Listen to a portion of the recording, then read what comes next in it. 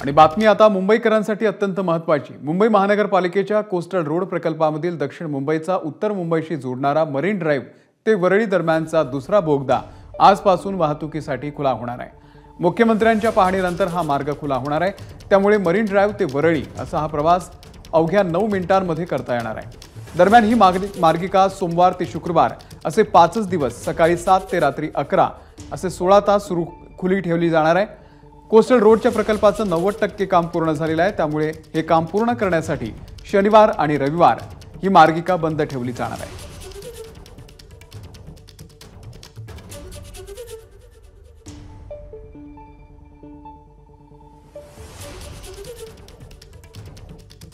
सूरज सावंत आपले प्रतिनिधी या संदर्भातले अपडेट देतील। सूरज, नक्कीच आपण पाहतोय की या ठिकाणी आज जो मुंबईचा बहुचर्चित असा कोस्टल रोड आहे तो आज त्याचा दुसरा टप्पा हा आज खरं तर सुरू होणार आहे।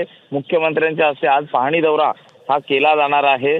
जवळपास 6.25 किमीचं हे अंतर असणार आहे, जे मुंबईकरांना सहजरित्या मुंबईच्या मरीन ड्राइव्ह इथून ते वरळीपर्यंत पार करता येणार आहे। 11 तारखेला खरं तर मागच्या वेळी दुसऱ्या बोगद्याचं उद्घाटन हे करण्यात आलं होतं आणि आज ही दुसरी लेन आहे ती सुरू केलेली आहे। कोस्टल रोडचं जवळपास 90% काम हे पूर्ण झालेलं आहे। आज जर पाहिलं तर दुसऱ्या टप्प्यात जे काम सुरू होत आहे ते सोमवार ते शुक्रवार पर्यंत सकाळी 7 ते 11 वाजेपर्यंत सुरू राहणार आहे।